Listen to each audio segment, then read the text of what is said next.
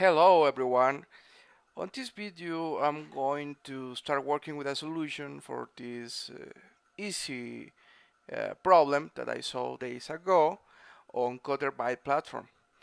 I'm going to start reading the description of the problem.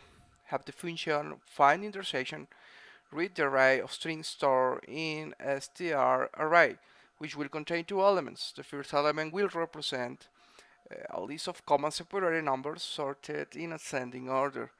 The second element will represent a second list of comma-separated numbers, also sorted.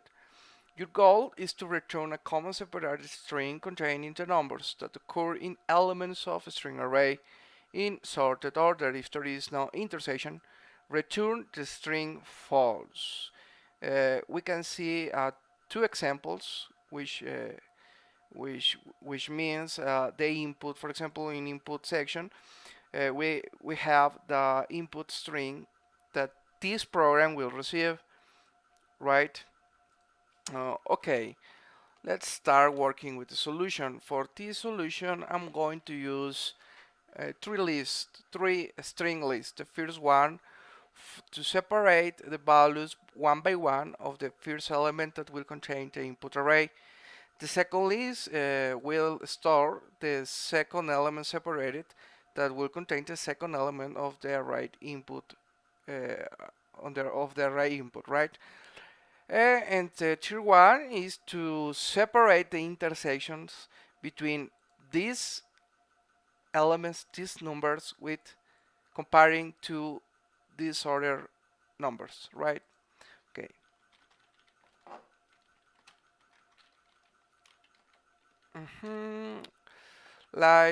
We are working with a public static procedure, so we can't use directly the list the list word directly because we are on a static procedure. So instead of that, we can use the array list.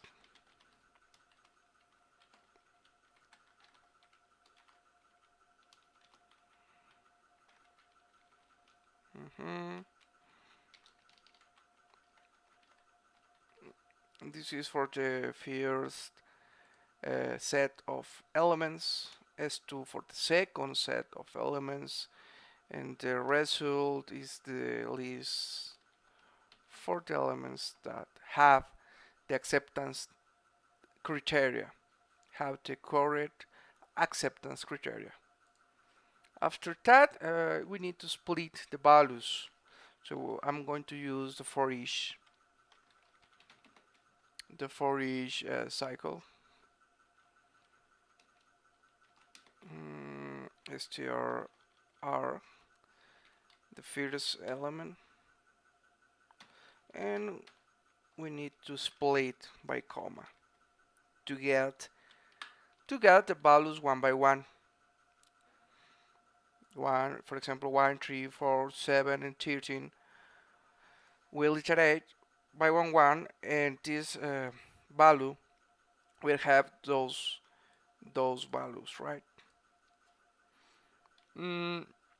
This one dot add,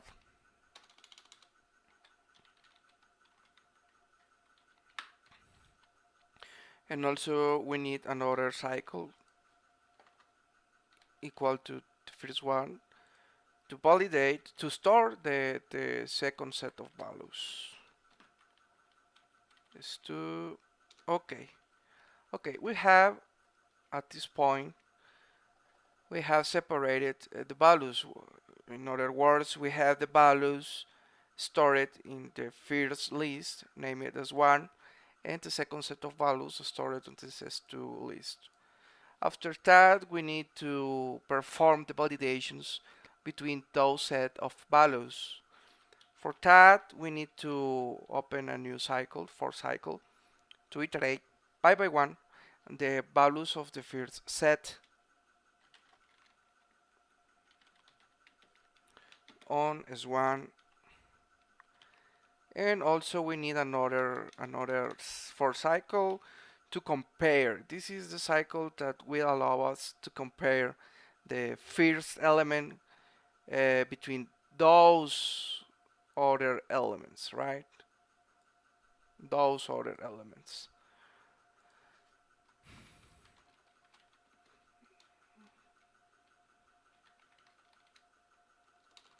Okay, value 2 is good.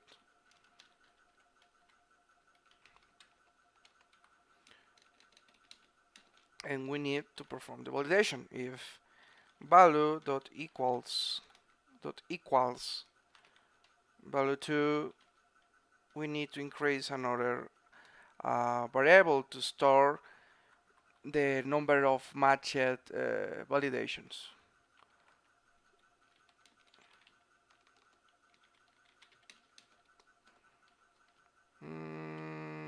Okay, at this point, okay, we'll validate by one with the old second set, the first element. Okay, at this point, we need to validate if our variable correct is greater than 0. If yes, we need to store the current value on our result list.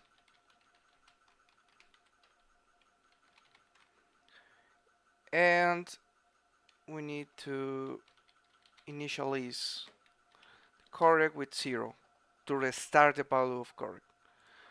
Okay, string value is 1, is 2, equals value 2, correct. Okay, looks good.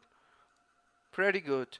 At the end, the description of the problem says that if there is no intersection, we need to return the string false. If there are at least one intersection, we need to return a string with this format, with the value separated by comma. Okay. To perform that, we need to validate if our result list has at least one element. If yes, we will working with the string format, the result string format. We need to return our result that to string, and by that, if not, if our result list doesn't have at least one element, we need to return false. The word false like that, right? Okay, let's try what is let's see what is the result. Is one a release string. Okay, what happened here? Array list. Okay, release a string. New. We need to use the new reference, right? No. Okay. Result. Dot comma. Okay, let's see. It looks like X doesn't exist. XJ. Okay. Okay. This is exit code 1. This means that the program could run satisfactory, but we have a little problem here. We are saying another format different than the expected format. For solve that, we need only to add some criteria to our string value. We need to replace the left bracket with 0, with a null value, and also replace the right bracket with null value, and I can see also a blank space. Okay.